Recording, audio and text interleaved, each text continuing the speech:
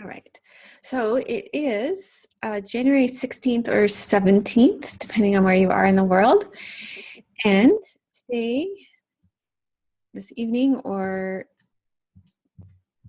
this morning, tomorrow morning, depending on where you are, I wanted to talk about something that supports your practice. And the reason why I feel that our time together here and our space and our community works so well. And it also goes back to, I went back to Will Johnson's book and I just pulled out another little thread of it from part 1 for this teaching talk. So I'm just going to continue to do that for the next little while because there's a lot in there that relates to what we're doing here. And today I wanted to talk about the 3 jewels. I'm going to talk about 3 reasons why this meditation, the way we practice it and how we come together each week, and also just how we come together in our community here, is incredibly important. And these 3 reasons go a long way in explaining why those of you who are regularly attending these live classes are experiencing so much growth and maturation and are coming to experience really the fullest potential of yourselves as human beings at a much quicker rate than those who are not. So as I said, this again this week, just like last week, is coming from our book club book right now, Will Johnson's book, The Posture of Meditation. And I know many of you are reading along with Alice, and I would encourage you to do that. So this week I'm highlighting something important that I felt was incredibly important to us as a community from part 1. And he talks about the 3 jewels that support our practice, or the 3 cornerstones of practice, the 3 pillars of practice. And they are your enlightened mind, or as yogis, we talk about it more as our true nature, our true selves. Sort of, the language between Buddhism and yoga is slightly different. So I'll kind of translate a little bit too. The second thing is the teachings that help you to connect to your true nature. And the third thing is the Sangha, or the community that helps support you on the path. And in Buddhism, the terms are the Buddha, the Sangha, and the Dharma. They're the Buddha, the Dharma, and the Sangha. So what does this mean? We're going to go into each one kind of in detail, but these 3 things together provide shelter, protection, and the secure conditions under which your practice can mature and grow and be nurtured. And these conditions allow for us to experience our fullest potential as human beings. So the first one is our Buddha nature, our enlightened mind, or as I said in yogic terms, would be our true nature. And it's the enlightened nature of your own mind that you are coming to rest in. Your Buddha nature is your true self, your true nature, and this already exists in each one of us. It's not something that you have to manufacture. It's waiting for the conditions that will allow it to appear. And you have all experienced this in your own lives, in your own practices. And you have experienced the conditions that uncover this natural state of yourselves, the enlightened mind. And you have experienced these times when your true nature does appear. I know, because you've spoken about it here. The second thing are the teachings, the importance of the teachings. And last week in my meditation class on Friday, each time before the class, my teacher Neil gives a little talk, a teaching talk.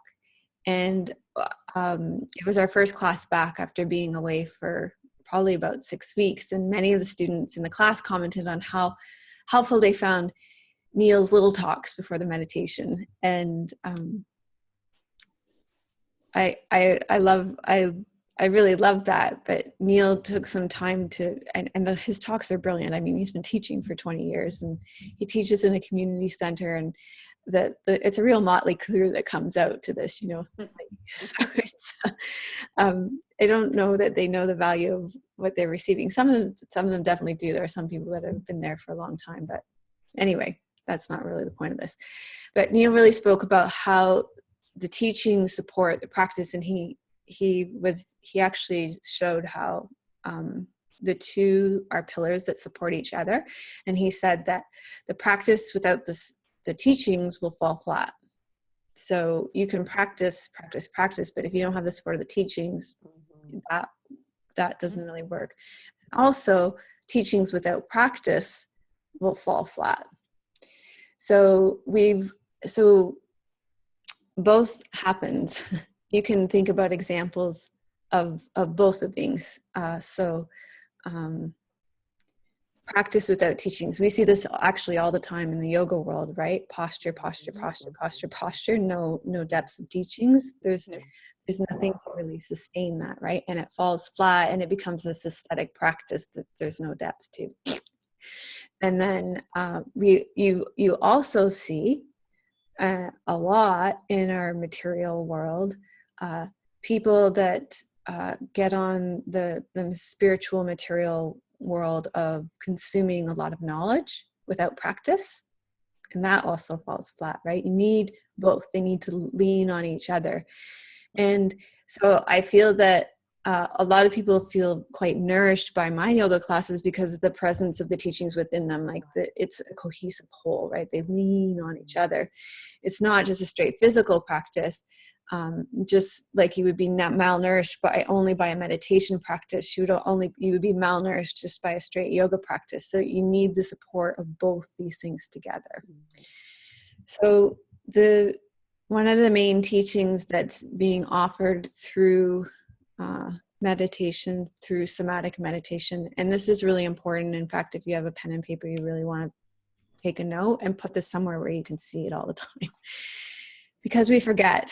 When I read this morning, I was like, oh yeah, God, if I could just remember this like 100 times a day, if somebody could just put this in front of my face all the time, it would help me so much.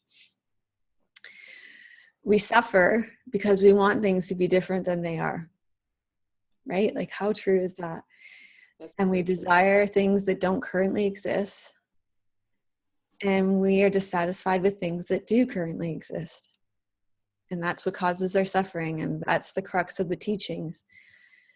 Desire keeps us from being able to accept ourselves in our current conditions in which we find ourselves. And the more we can uproot this desire to want things to be different, the more we can put an end to the pattern of suffering, of wanting things to be different than they are. And it happens over and over and over again in our day. And yet when we can uproot that samskar, that kind of ditch we get in of wanting things to be different and just accepting things as they are, suffering is alleviated.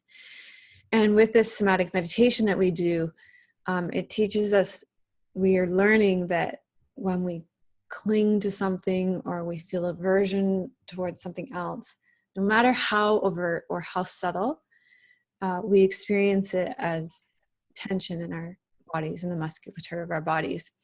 And all those layers of tension get layered on, and that's the suffering that we experience as well.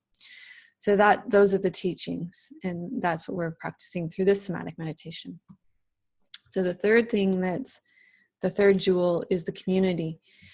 And this is really important as well, and something that I think that we have that is quite unique and we've built up over time, which is the support of a safe community. Now, ordinarily, I think we don't look at other people as a source of safety and help.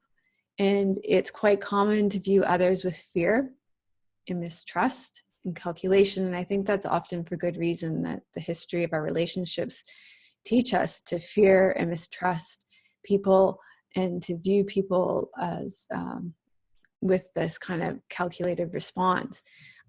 Right down to our families of origins, friendships, working relationships, all of these things teach us these patterns. But in our spiritual communities, we set up, and sometimes our spiritual communities can let us down to the greatest degree as well. I mean, and I know my history of spiritual communities, I have some of the deepest wounds that I've ever experienced of being let down in spiritual community. So it's not that spiritual communities are without their wounding. They exist. And it's really important within spiritual communities that we hold each other accountable and that there are checks and balances within them, and that the leaders and leadership within spiritual communities be open and receptive to feedback. And so that if there are problems, and if you feel like there is a problem, please know that there are structures and checks and balances in place that you can speak to me, and I am open to it. And you can speak to any of the leaders, and know that if you feel there is a problem in this community, that you please do come forward, that we are very receptive.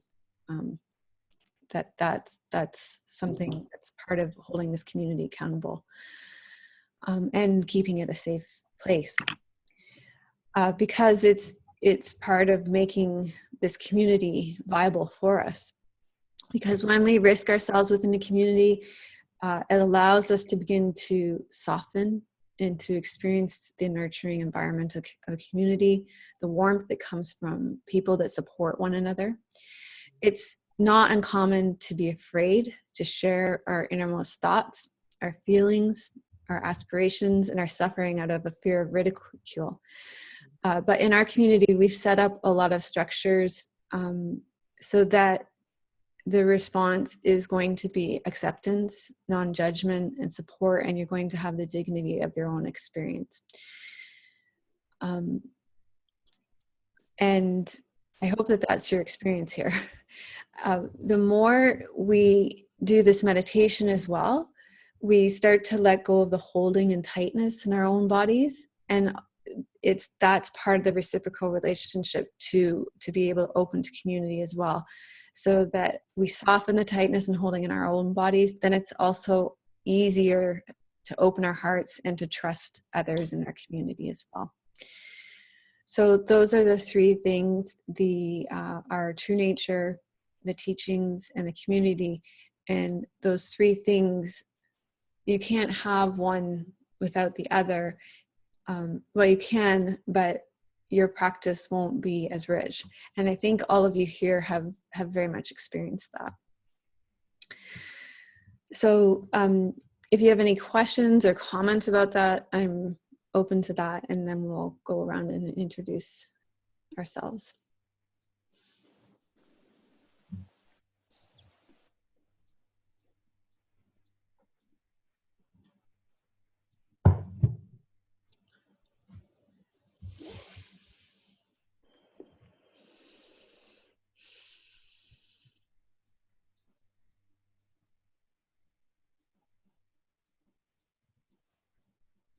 You've got a light show going on at your house, Annette. I know. I don't know why it's doing that. I hope it's not very distracting to you. I don't know what to do. I'm just sitting here and it's flashing. Maybe it's, no, I'm red. Maybe it's my connection. I don't know. But I've never seen that. And I'm calling in from Massachusetts. One of these weeks, I feel like I'm a little closer to getting it right. Annette and the light show. Oh, goodness.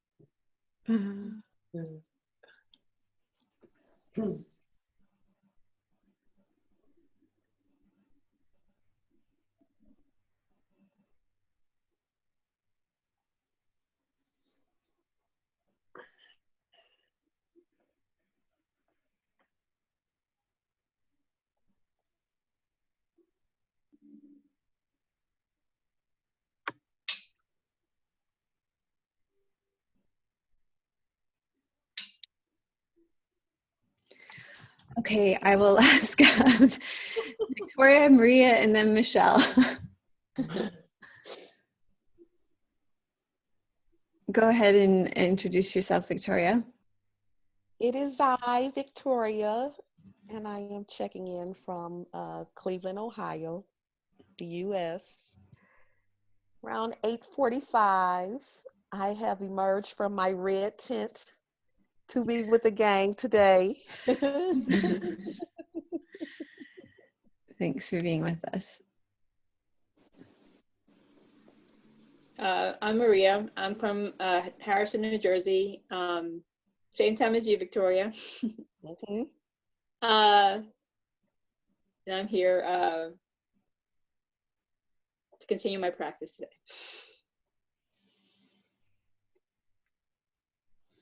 Joel from Tea Gardens in Australia, and it's 12:45 Tuesday, and I'm here to lie down and see what happens.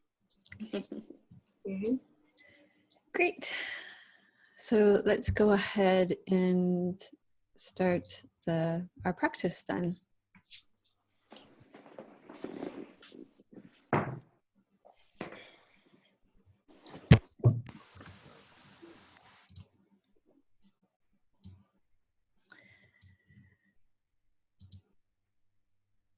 So I've just gone ahead and muted you all, and you're going to lie down with your knees bent and your feet flat on the floor.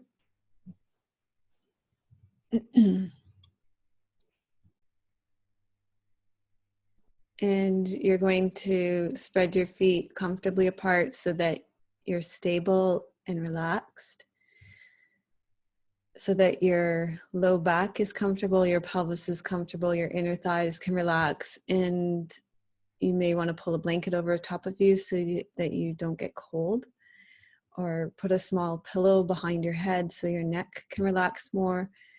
But most importantly, listen to your own body and do what you need to do so that you're most comfortable. These positions at the beginning are guidelines so that your body can relax fully. You place your hands on your belly to gather your energy inwards to the core of your body. And then start to feel the support of the earth underneath you. And feel yourself sinking down into the earth.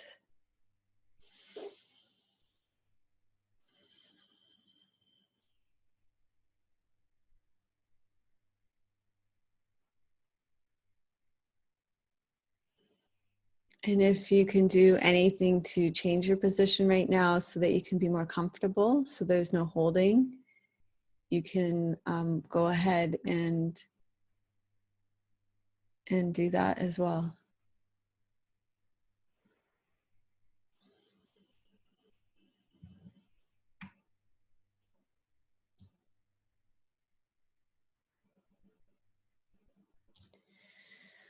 So notice that just by coming to this meditation, coming to your time on the mat, that your body already knows what to do. This, as we said in the teachings, it's not something that you have to manufacture or make happen. You're creating the conditions right now for your true nature, your relaxed self to uncover itself. So you just need to relax here, feel the support of the earth underneath you. And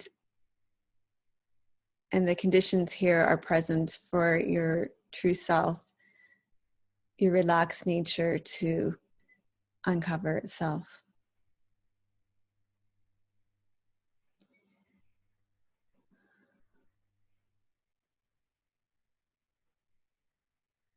You're going to be feeling your 2 feet, the 2 sides of your buttocks, your mid-back, your elbows, your shoulders, and your head on the ground.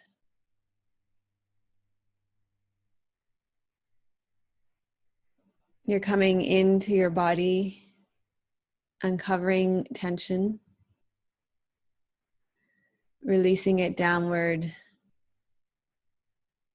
and developing a sense of grounding in relation to the earth underneath you, but also in relation to your own physical body. So beginning with your feet, putting your attention into your feet, feeling the sensations in your feet.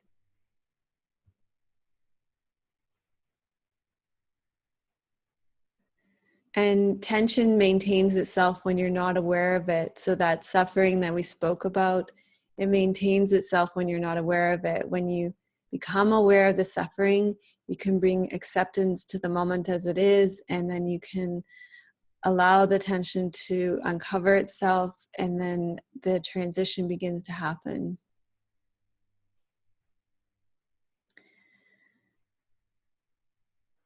The tension might not exist, it might not disappear all at once, but it might slowly start to let go. So starting with your big toe in both feet, allow your awareness to come into your big toe, feeling the underside, the sides, the bones, the muscles, the ball of the big toe, the toenail.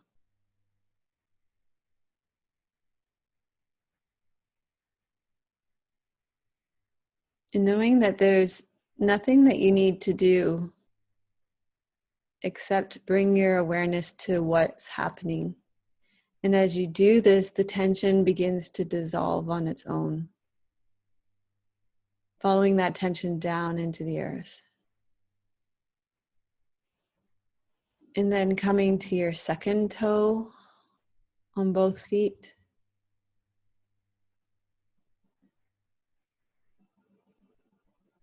Feeling the bones of the second toe, the toenail, the sides, all the ridges of the second toe. Just bringing your awareness to the second toe in as much detail as possible.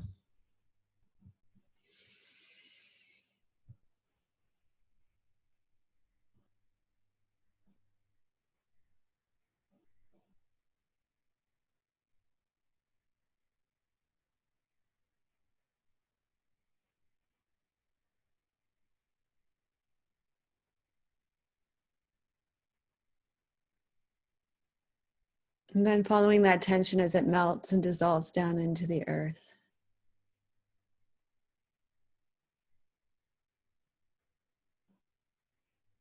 Coming into your third toe.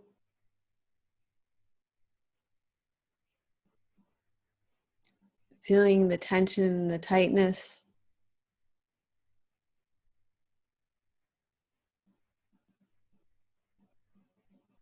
All along the underside of your third toe. Along the top. Noticing where the tension and the holding exists. Allowing your body to lead you.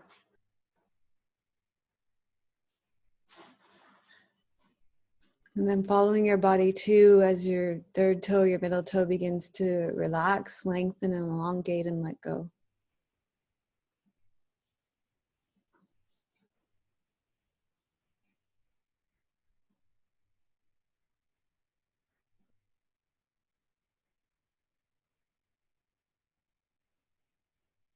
Following the release of tension in your body, you might not let go all at once. You might not let go a lot. It might just be a little. And just follow that tension as it releases little by little into the ground. Or stay with the tension as it continues to uncover itself.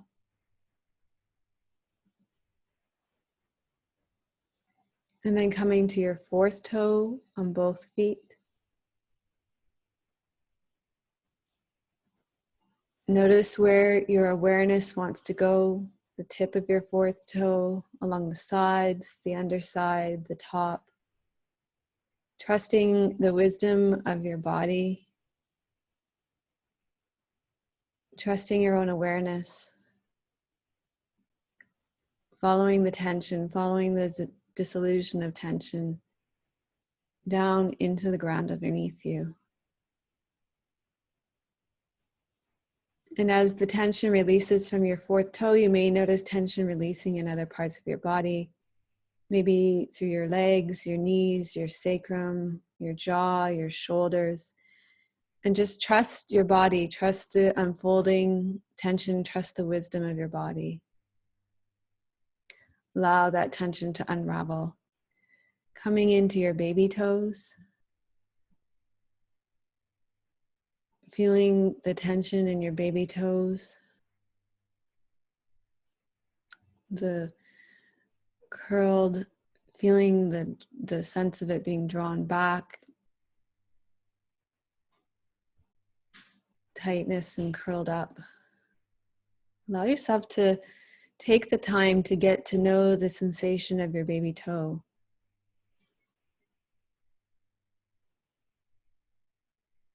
So this practice is a practice that will unfold over a lifetime.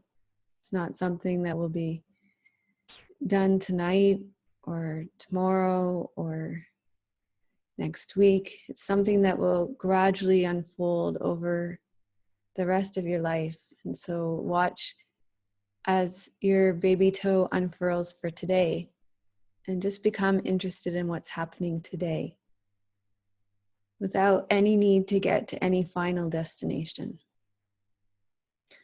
And then just observing what's happened so far. All 5 toes lengthening, releasing, letting go, maybe new layers of tension revealing themselves. So knowing that that's how this meditation goes. You let go of one layer of tension, another layer of tension may reveal itself, and it's a continual process of unfolding, peeling back the layers of an onion.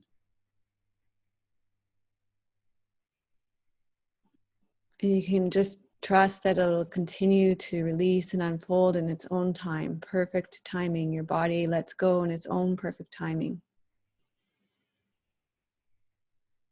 Coming to the ball of your foot behind the necks of all your toes, feeling the density and the mass of the muscles here, the tendons and the bones. Becoming curious and giving yourself time to get to know this part of your foot and how it's behaving and how it feels at this time in this place.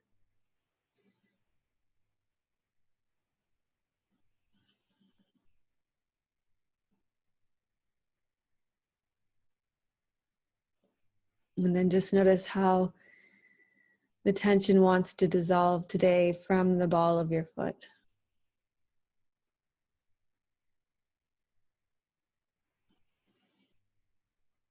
It may let go a little, it may let go a lot, and however the tension is releasing is perfect today.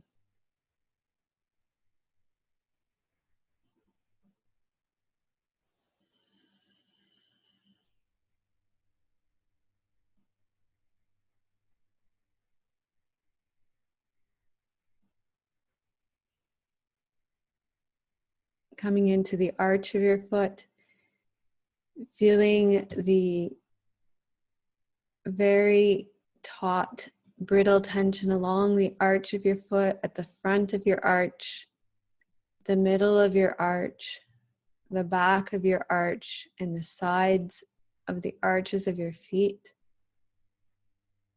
Allowing yourself to really sense the tension, maybe even the pain in this part of your body.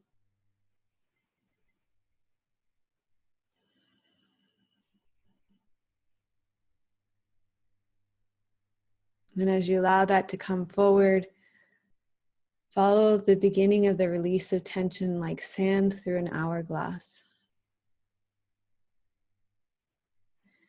And as the tension in the arches begin to let go, perhaps other parts of your body start to release and let go as well.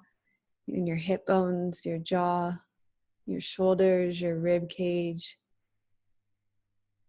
And just follow that tension release. When we spend this time in your feet map out your whole body. But also they set the groundwork for the release of the tension in the rest of your body. Keep following that melting through the arch of your foot.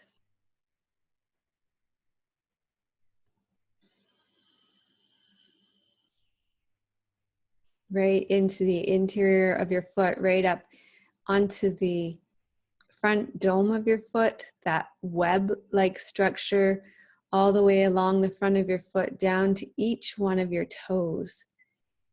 Feel the tension along the top of your foot, along the top of each foot.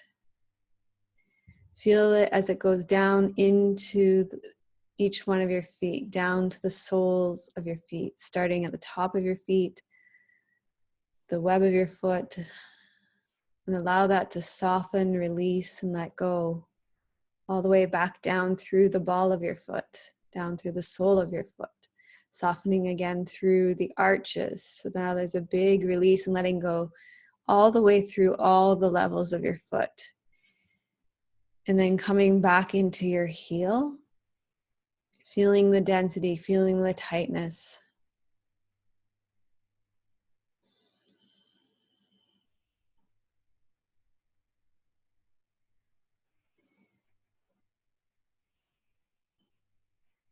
And remember, there's no rush to letting go. There's no need to manufacture the letting go.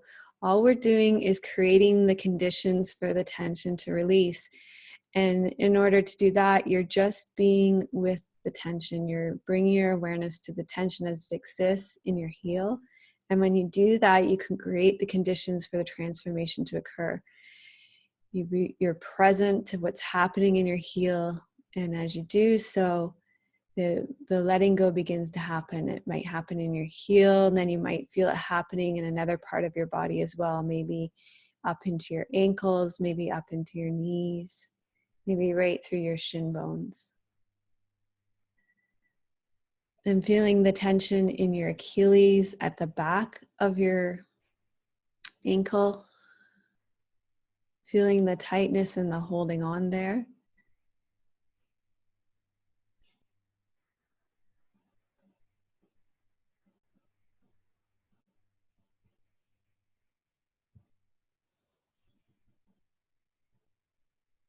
Allowing that tension to release and dissolve, and then coming to your ankle bones on the inside and the outside of your feet. Feeling the tightness, feeling the holding on, feeling the tension.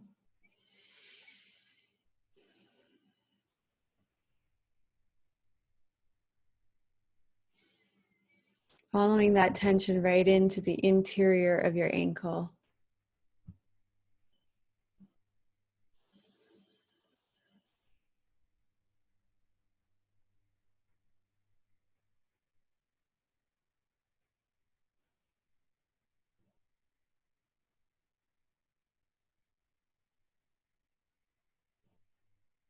And then feel that softening down through your heel, through your foot, and into the ground. Coming back into your foot, feeling for any remaining tension in your foot. Allowing that tension to come forward in your foot. And letting that tension release and dissolve down into the ground.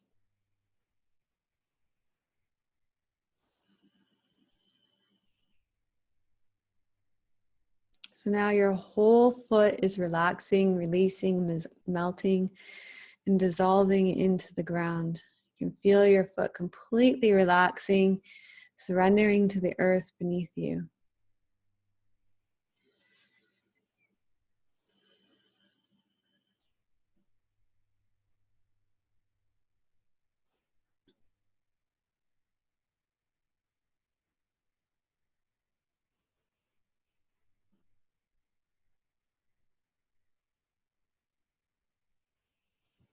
And then moving up to your lower legs, bringing your awareness to your shin bones at the front of your lower legs.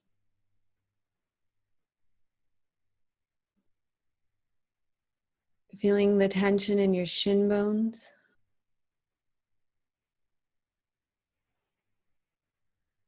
Along the entire length of your shin bones. So give yourself time to come to know your shin bones, all the way from the top, right up by the knee, all the way down to the bottom, right by your ankle. From the front, imagine moving through the layers of the bone, the density of the bone, from the front through to the back of the shin bone. Imagine moving your awareness through the three-dimensional structure of the shin bone, and as you do so, as you come to know your shin bone in a more intimate way, feel it begin to dissolve and melt and let go as you know the length and depth of it. And then coming to your calf muscle at the back of your lower leg.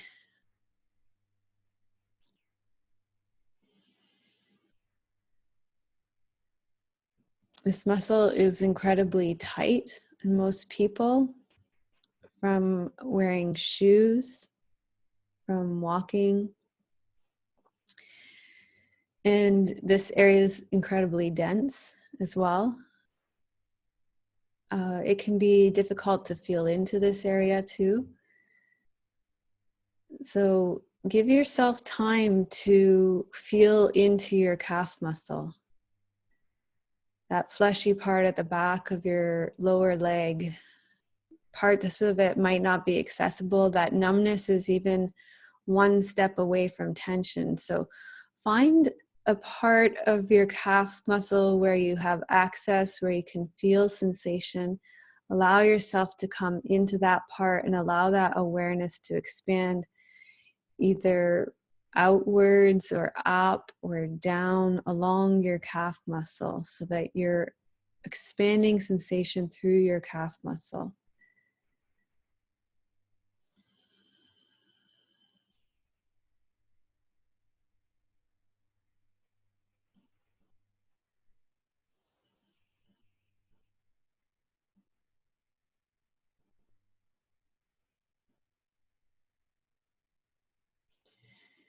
And then feeling the tension on the insides of your knees, the outsides of your knees.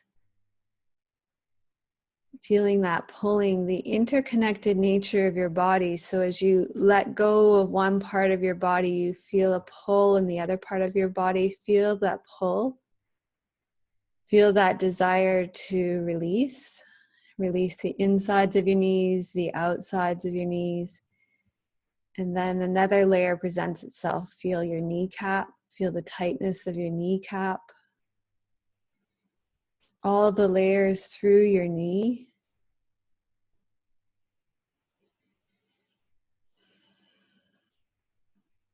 Feel it soften, release, let go, dissolve. So now your whole lower leg is melting, releasing, relaxing, letting go into the ground. You can feel your lower leg and your feet softening and letting go into the ground.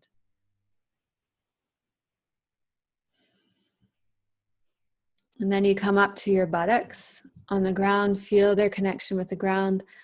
Allow them to relax even more deeply and connect even more deeply into the earth.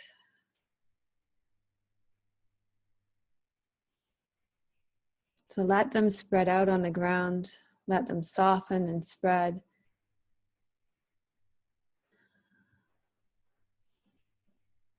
Feel the bones of your pelvis themselves.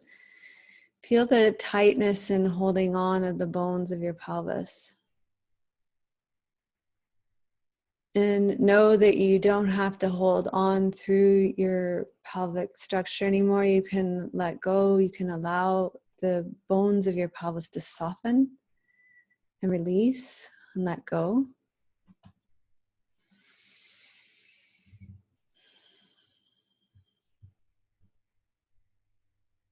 Right from your iliac crest at the top of your hip bones.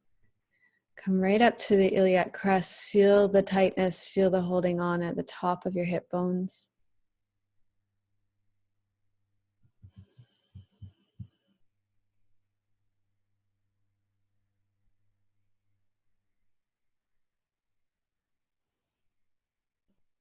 And as they soften, follow that down around the sides of your pelvis, very tight along the sides of your pelvis. Come into the tightness along the sides of your hips. And let this soften and dissolve and melt as well.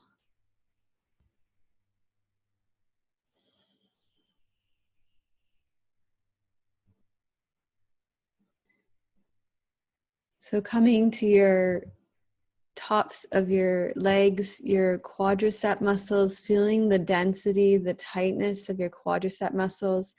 Like we did with your lower legs, find a point in, like feel the points where you feel sensations, either by your knee, maybe by your hip, maybe closer to the surface or closer into the bone, and follow the sensation down to your hips, from your knee down to your hips, from the surface down in towards the bones. Allow the sensations to awaken, and then the tension can melt and dissolve and let go, and you don't have to hold on or feel so much tension and holding in that very large group of muscles.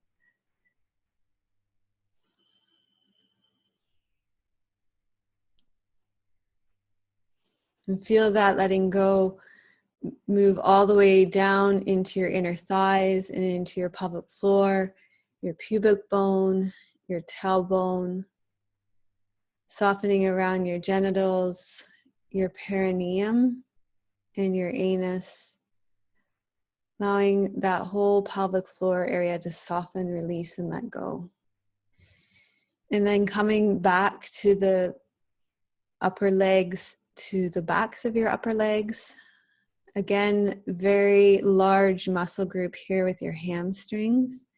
A lot of tightness, a lot of holding on here. Running, going. These muscles just grip. And we don't have to hold on anymore. We don't have to run. We can let go. We can relax. So again, feel into the parts that are releasing and allow that to expand and dissolve further. So find the places that are letting go. Follow that either from the knee down to the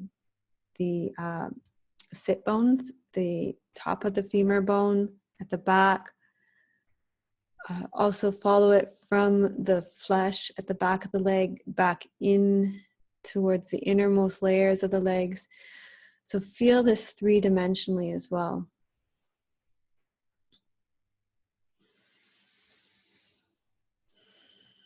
Allowing your awareness to expand inwards to the interior, the most inner layers of your body, till you get to the bones of your upper legs. Feeling that femur bone, your upper leg bone, from your knee to your hip bone, feeling the tightness there, feeling the holding on, feeling the tension.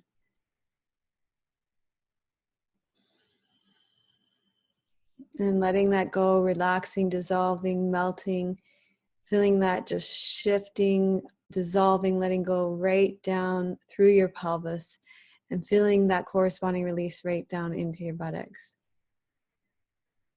right down through your pelvic floor. So now your whole lower body is relaxing, melting, dissolving, letting go. Remember, there's nothing you have to do. There's nothing you have to manufacture or make happen. We're just creating the conditions for the letting go to happen. So become aware of your lower belly. Feeling any tightness or holding on in your lower belly. Breathing into your lower belly, allowing your lower belly to soften, release, and melt and let go.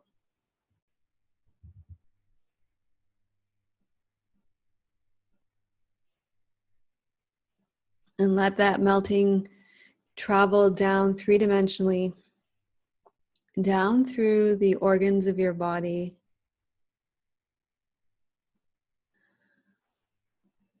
down through your large intestine, your colon,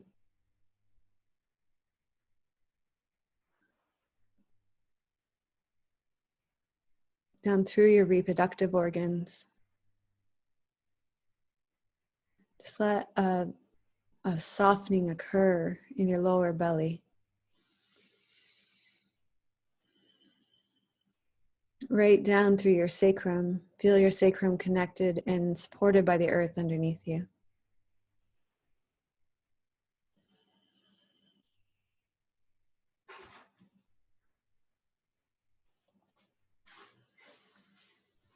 So now you're coming to your mid back, the base of your breastbone and your sternum.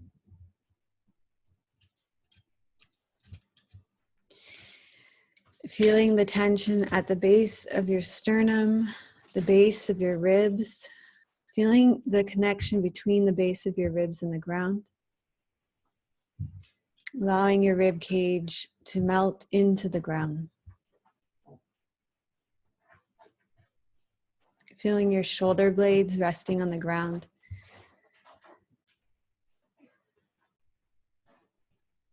Feeling your tension at the backs of your shoulders, at your shoulder blades.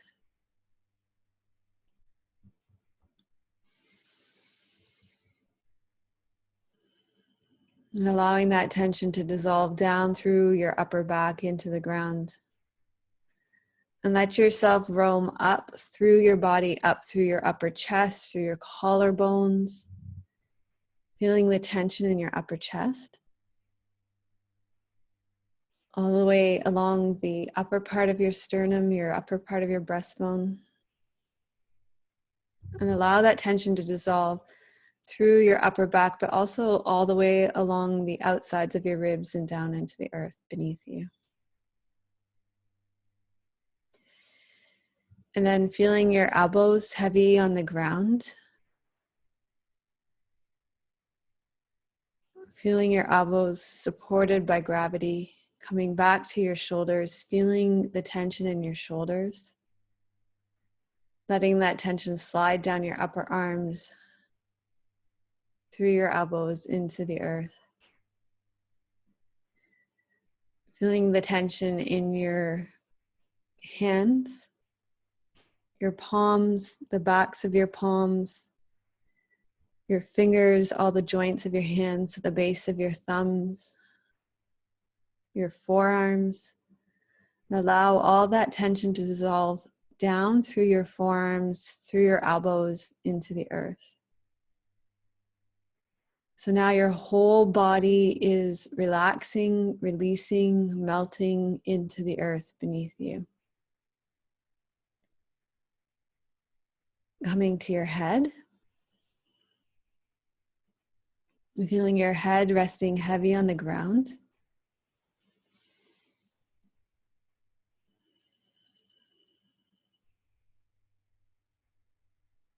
Feeling the tension in your eyebrows.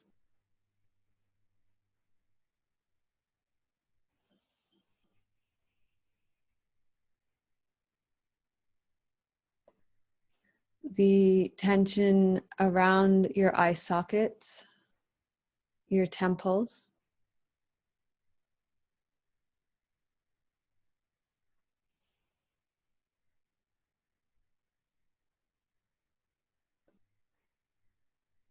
The tension all around your teeth and your gums.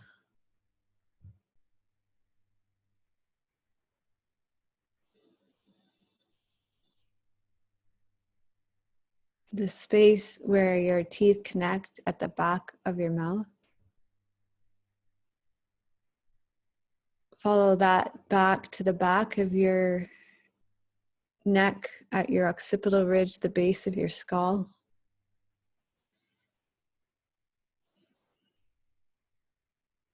Feel all the points of tension along the scalp where your hair stands on your scalp. And allow each point to soften, release, and let go.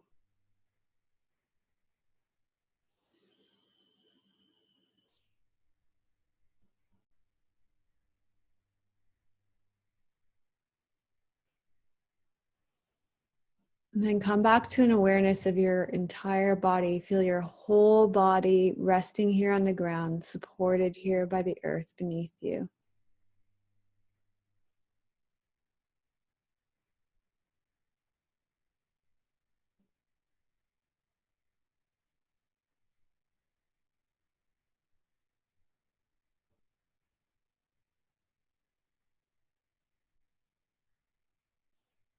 Letting go of any technique, just noticing the sensations of your physical body, what it feels like to be in your body right now at this point of somatic relaxation.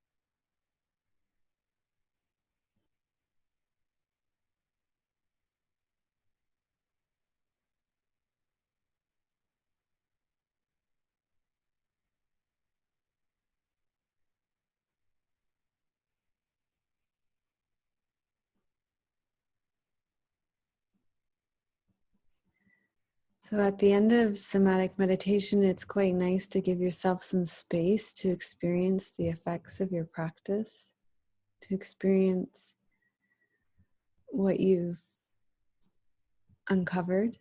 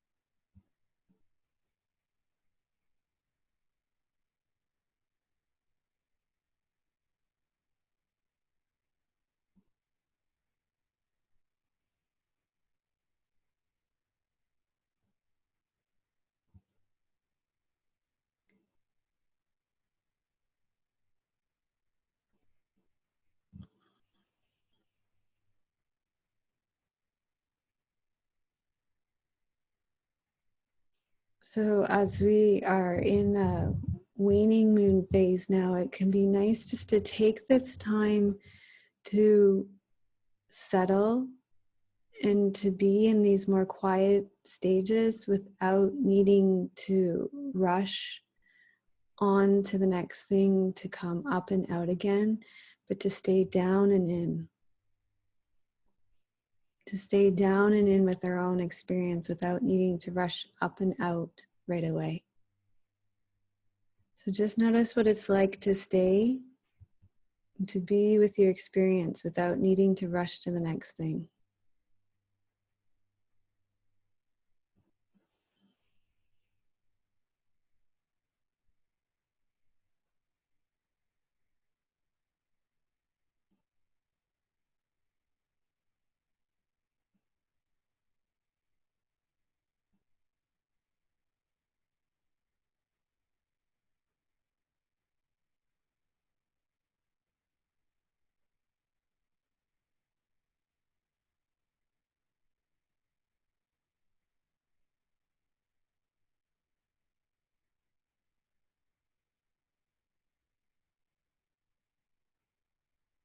And you might experiment with this a little bit this week as you practice, giving yourself space at the end of your practice to be with your embodied experience, just as we are right now.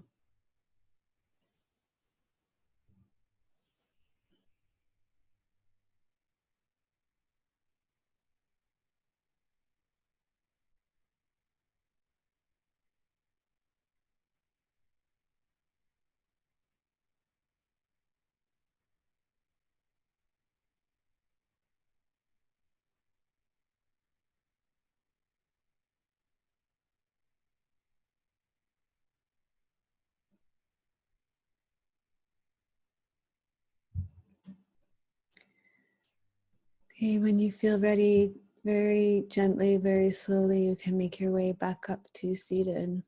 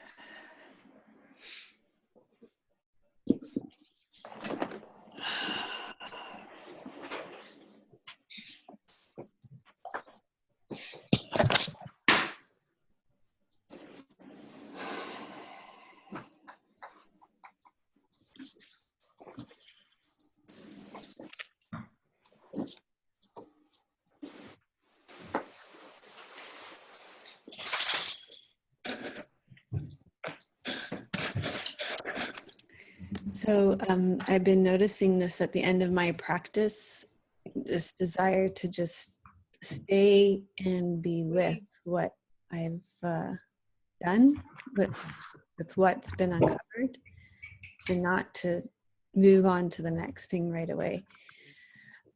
So I think that it's, it's part of what we do that's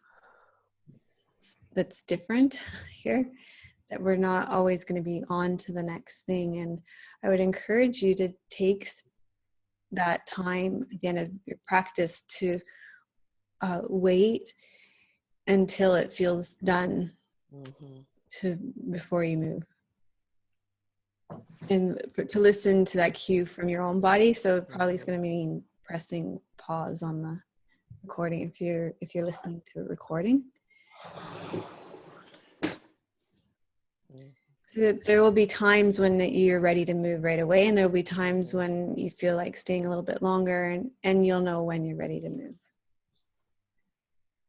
I have to say it was really nice to just stay in that feeling of peace and that one at peace with yourself. It was really nice.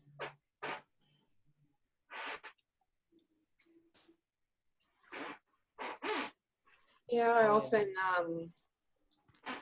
don't come out of it straight away, but I'll just lie there and I might open my eyes and just wait for all the bits to come back together and just integrate and then come up, and I don't rush off and do anything afterwards.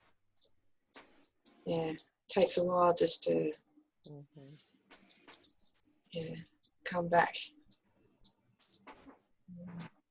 I have to say that was a really gorgeous practice today. The cues were just It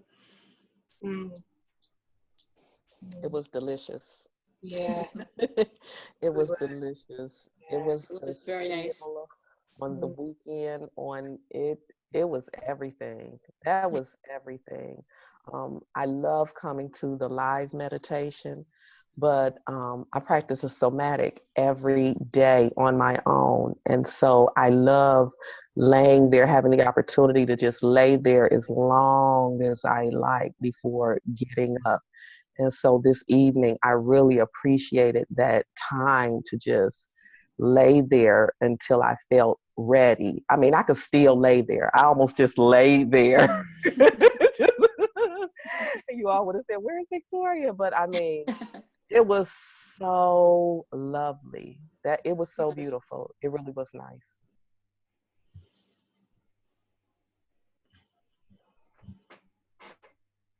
The difference between how I feel now to last week's.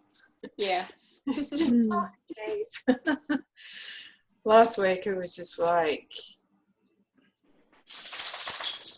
well, I was on fire basically, and it took like days. It was just this huge thing, this process. It was good, but it was just very dynamic, and something was happening, and now it's just like I feel so peaceful, and I hesitate to use the word clean, but I feel kind of clean, fresh. Like, not to cut you off, Michelle, but it's amazing that you use that word because it felt very purifying for me as well. Mm, So mm. that's just, it's like, wow. I feel, oh, I can't, I'm not even gonna try to find words. They just escape me right now. But I really resonate with what you said about purifying, clean. Yeah, yeah, that's good. That's interesting though, coming off the back of last week's meditation, and I think just going off from what I've seen around the forum, people are going through stuff. Mm.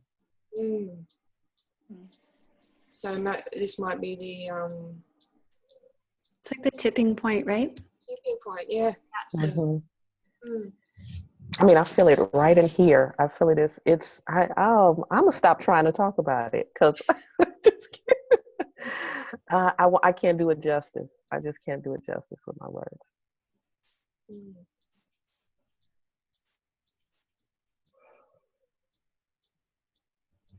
But it lined right up with the full moon too, right? Like the zzz, and then it just tipped over. Mhm, Yeah.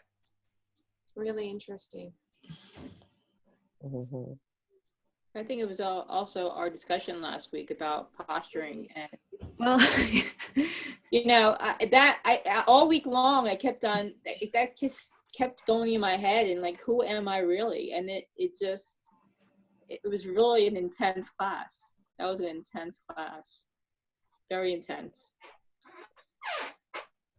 And today it just feels so. Maybe it is the moon, Michelle. I mean, we have to go to your. I have to hang out in your forum a lot more often. Maybe it is because you just feel so different from last week. It feels there's an inner peace right now that you can't really explain how you feel like right now. It's just it was just such a different feeling, a different vibe that from what we experienced last week. Completely. Yeah. Yeah. you know, like that posturing thing, I was a bit surprised. I don't know why, but how much it landed for everybody. Mm. That was deep. It was very deep. Because we all posture in some form. I mean, really. Yeah. And you Was don't that realize really, it. Yeah. was that really like a A dumb moment. headline Yeah. news? Yeah. Okay. That was a dumb moment for me because like all of a sudden, like I think with our discussion with Lisa, she brought up some really good points that like, who are we really? We identify, we see the posture that, we put on our face for work, for different people, and then questioning, are we that person really? Who are we really inside? And is it a posture? Mm-hmm. That for me was really like deep. And I've been thinking about it all week, to tell you the truth. And it's just, it's deep. Yeah, me too. I reflected a lot after that too. Yeah, I think we all did. we all did. Yeah. Yeah. Yeah. That was really deep. I think it's going very well with our book because I read that chapter and the introduction like 2 or 3 times already, and it really speaks to what we're feeling right now, I think. And this is great that, we're talking about it, but last week's class to this week's class, that's a big difference. I mean, I feel so much more at peace today. Oh. I really think that what this meditation asks us to do is show up wholly as ourselves. Mm-hmm. And that takes a lot of courage, and it takes a lot of meditation, because it takes a lot of I don't know about for you, but for me I have to continually stop looking up and out. Mm-hmm. And at everything that's going on around me, and what everybody else is doing, and how everybody else looks, and come down and in and experience what's happening for me. Because when I do that, then there's calm and peace, and there's a knowingness that everything's okay. Mhm. As soon as I start to look up and out at what everybody else is doing, it's like complete freak out. Yeah. Yeah. Complete. Mhm. Like 100 times a day. And I think that's where the posturing comes in, right? Because then it's like the trying to keep up, trying to be like, trying to do Mhm. this, trying to do Mhm. that. In relationship, in the world, and Mhm. in your roles and everything. Yeah. That's true. I also find that when I'm with other people, I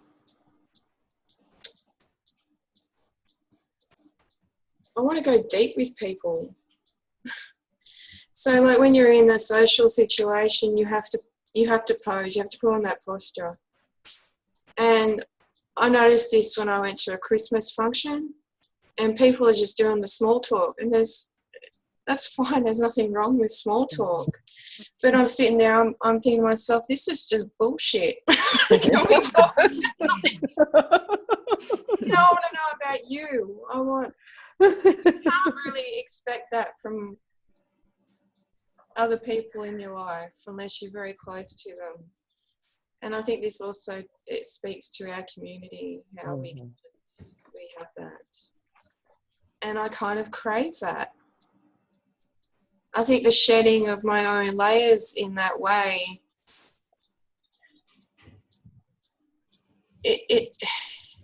I just want that. I'm not really making that much sense, I don't think.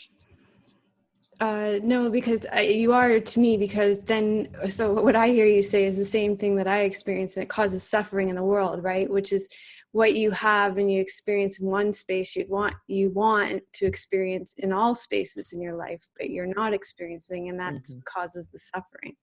Mm. Mm. Mhm.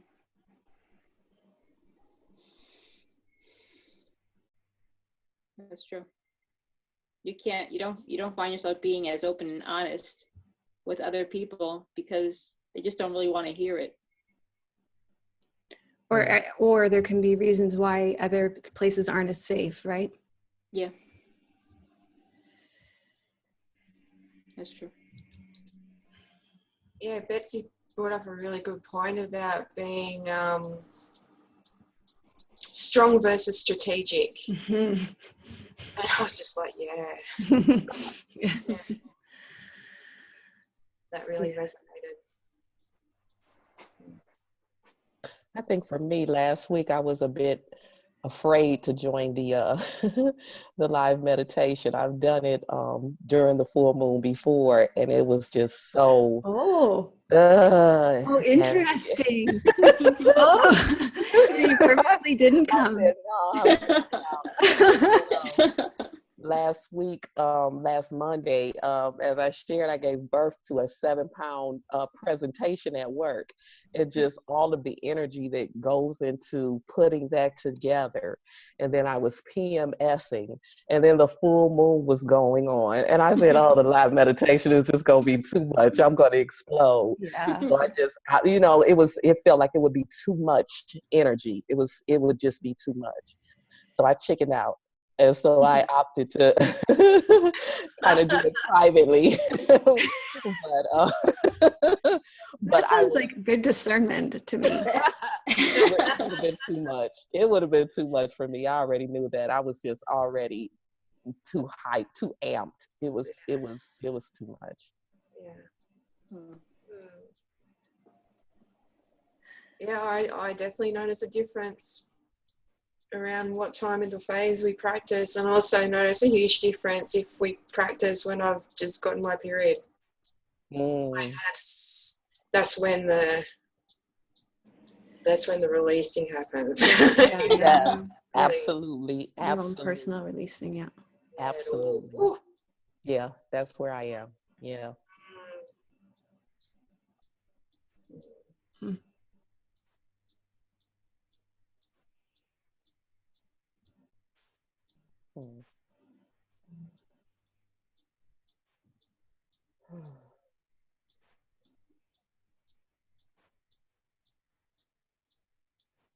Well, I'm gonna sleep so good tonight.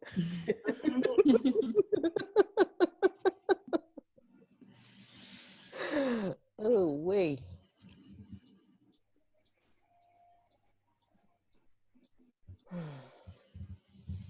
Okay. Anybody, anything else percolating for anybody else?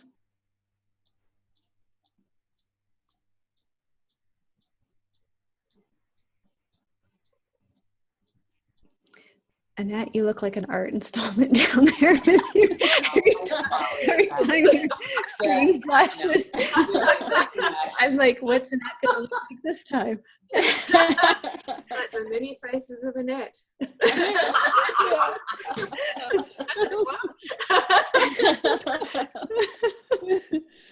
Oh man, maybe next week I'll get it right.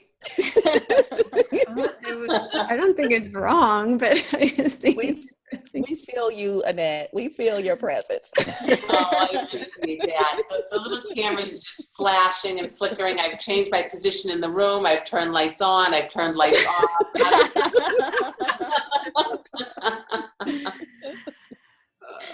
Oh boy. Better you than me. I think it would have been really distracting if it'd been my camera doing that. Yeah, I suppose it would have been. I do apologize, though. Is that right? Thank you. Okay, thank you everybody for being here. And we will see you on the forum this week. Yes. And, thank you, Maria, for moderating the Daily Yoga Connection this week. You're welcome. And thanks, Annette, for doing it last week. All right. Okay, bye everybody. Night. Night, night. Bye.